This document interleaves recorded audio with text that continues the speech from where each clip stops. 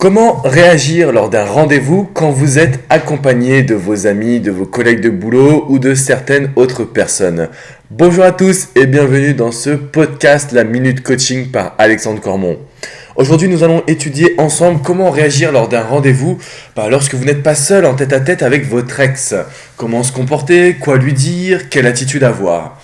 Il faut savoir que dans la reconquête, l'objectif que nous avons tous est de montrer un changement à votre ex.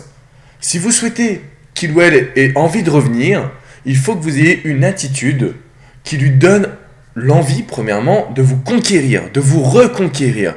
Il y a donc cette notion de séduction qui va ressortir. La deuxième chose, c'est lui montrer un changement. Pour montrer un changement, c'est souvent l'énergie qui compte, l'état d'esprit. Et c'est pourquoi je vous recommande toujours d'être extrêmement positif.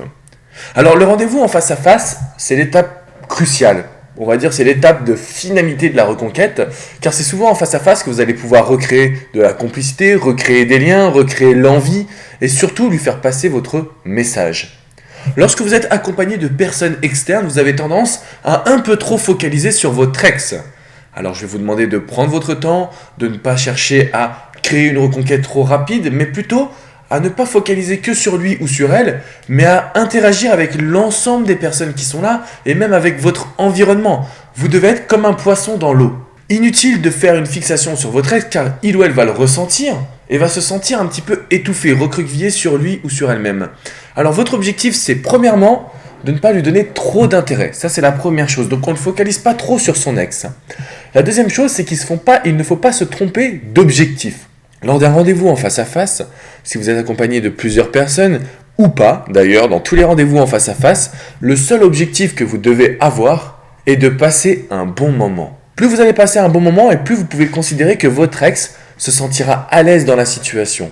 Plus vous allez passer un bon moment et plus vous allez renvoyer une image positive, agréable.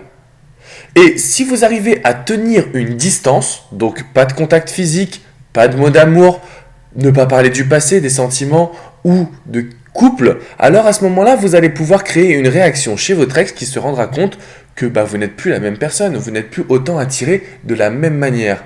L'objectif principal aujourd'hui, c'est de prendre le contrôle de la situation. Donc ne mettez jamais un objectif plus élevé que celui de passer un bon moment. Sinon, vous allez craquer, vous allez faire des actions vers votre ex, vous allez être dans une situation de too much, d'en faire trop. Et c'est pas possible. Alors, si vous voulez aujourd'hui réussir votre rendez-vous, on ne focalise pas que sur son ex, on interagit avec l'environnement complet et toutes les personnes qui sont autour de vous, on se montre souriant, souriante, on prend soin de soi, bien évidemment, et surtout, on ne tente rien pour l'instant.